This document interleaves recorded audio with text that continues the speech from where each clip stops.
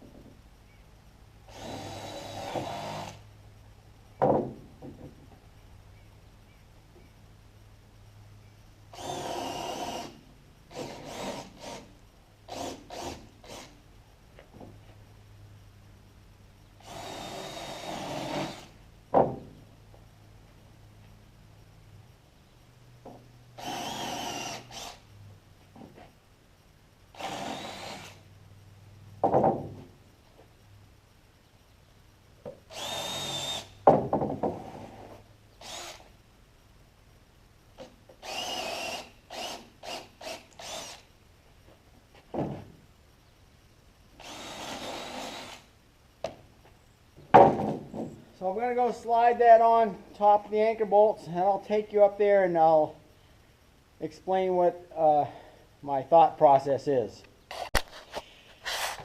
Alright, you can see the plates on there. It can be moved around, straightened out. Not too worried about that right now. So yesterday when I was doing this tar, or maybe it was the day before, you can see what happens. The plastic, which I think is a really good idea, doesn't really stick to the wall, doesn't want to stay up here. So my thought was I would put this pressure treated piece on. I can put the tar on, the plastic on, staple it up here, whoops, excuse me, staple it to this 2x, that'll hold it in place. And then there's nothing, if I didn't add this 2x, there's nothing for it to hold up the foam until I get it back filled. So the foam, as you can see out here, comes flush to the top of this pressure treated plate, and I'll be able to nail it in here too. So that will hold the top, the plastic and the foam in place until I can get the backfilling done. So that's my thought process. There is actually going to be another plate on top of this, and the reason why is I want to gain a little bit extra headroom in the cellar. I mean, it's not a lot, but every little bit helps. The wall is, I think it's 7'10", and then we're going to add like another 3.5 inches on here, except then we're going to subtract 4 inches for the slab. So anyway, that's my thought process. I've got the plenty of wood. I'm going to add another layer on top. The other thing I'm not doing is I'm not adding sill seal under here. And everybody uses sill seal, and for years I used sill seal too, but that foam comes in a roll, it's foam. And to be honest with you, I don't think it works. I think it's a scam. I just don't think you're guaranteed that it's going to fill all the voids. It might fill the high spots, but I want a guarantee to seal up the house. So after we put on the second plate and I crank down the washers and nuts on all the anchor bolts, I'm going to actually caulk this joint here, guaranteeing that joint is an airtight seal. So no sill seal. I don't think it's worth it. I'm balking the system. Alright, I'm just going to keep going. I got the other 2 walls to do, and down in front here. And I think I downloaded a bunch of videos this morning, and I think I deleted or lost a bunch of videos of me filling and compacting down here and doing some compacting over there. hopefully tonight I go home on the computer and they're there somewhere, lost in the system. I just find it's a miracle that any of this technology actually works. So that's really, if that I lose that footage, it's really the first accident of losing footage I've had. All right, enough me babbling here. Anyway, I'm going to keep at it before the sun comes up any higher, and then we've got another batch of hay to put in this afternoon. All right, talk to you soon. Well, good morning. It's the 5th of July. Hope you guys all had got dirt on the lens. Hope you all had a safe 4th of July. Nobody got burnt with fireworks. It was like we were being attacked last night. Our dog freaked out till about 2 in the morning. It's nice and cool this morning. You can see what I've got started here. This is the future water line to the hydrant in front of the garage, and then there's 2 more on the other side. One's the feed line for from the well, and one goes to the future barn. And there's a 4-inch hole in the wall, and this is a 3-inch pipe. And you can see what I did. I just took some ice and water shield.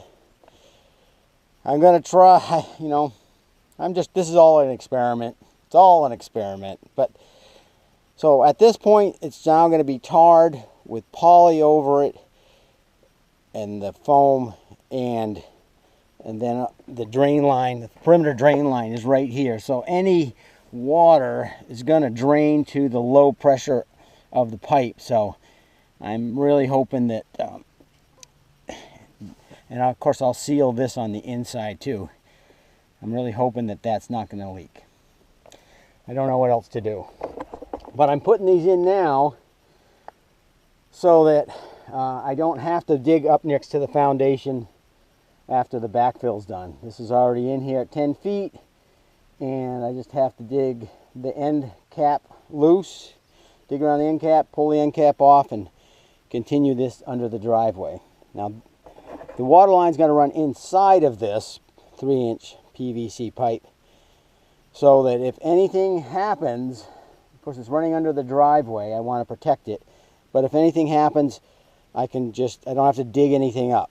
And the same with the other 2 lines on the other end of the building. They're also going to have the same treatment. So I'm trying to think ahead of, if something ever goes wrong, can somebody easily get access to this stuff without going through a huge dilemma of where the hell's the pipe, and there you have it. So I'm going to backfill this now and cover that whole end of that pipe up to here, and then go do the same thing on the other end, and I'll film, I guess I'll film that too. You guys got to watch something. You got to see me doing something. The Oompa Loompas aren't doing this. All right, see ya.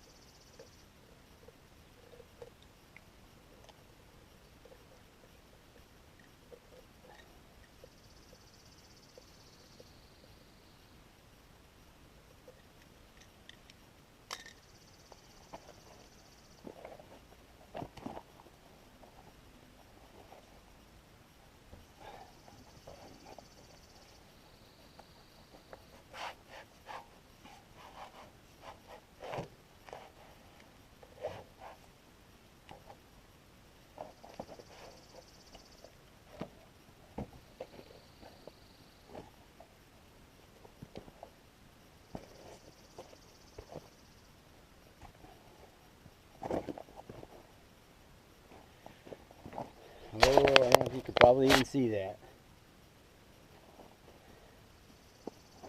I'm going to tape around that joint. And I'll film it when it's all done. There's a lot of, got some compacting to do and some taping. Pretty much the same as the first.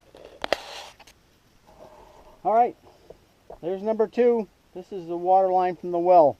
I'll fill this in and we're on to number 3, and then we can start tarring and doing the rest of the process. Alright, well, there's the ooh, kind of way up here. Here we go. So there's the 3 pipes leaving the building. There's a 4th one, but that's the sewer line. Ooh, there you go. Can you see that one? That's the sewer line. But so that one goes to the garage. This one goes to the well, which hasn't been determined yet. And that one goes to the future barn, which is probably going to go over there somewhere. So, next thing today is to get the tar and plastic on. And here's a view of the foundation. I'll get the tar and plastic on and use up as much of the foam insulation as I've got, because tomorrow I want to get all the walls done and the perimeter drain in. That's the plan. Oh, good morning. I don't know, it's Monday morning, or it's actually almost noontime. I just finished up tarring the foundation, and I put on 6 mil poly staple. So this is, like I say, I probably could have had a company come in and spray it, but I think that this will be good enough. It's gonna have to be. So I'm gonna put in the 2-inch foam, which is an R10, and go around the whole foundation, put that on, and then I'll be ready for the perimeter drain. All right, here we go.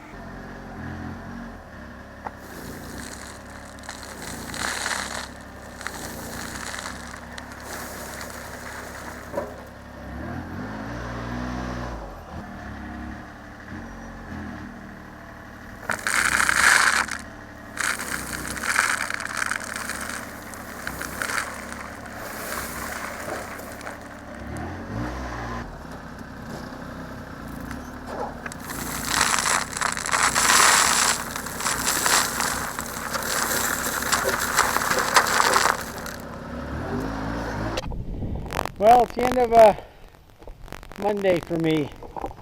I think today's Monday. I'll just walk you around the outside of the foundation and show you what I got done.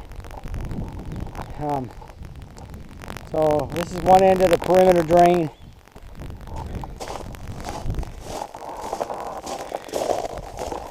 Got all of the foam on. Oh, I got one piece left. I was one piece short. Got all the 3/4 stone in place. And it's ready for filter fabric and some backfilling once the deck is all on. Alright, that's it for today. Stay tuned for, that's probably the end of this video clip.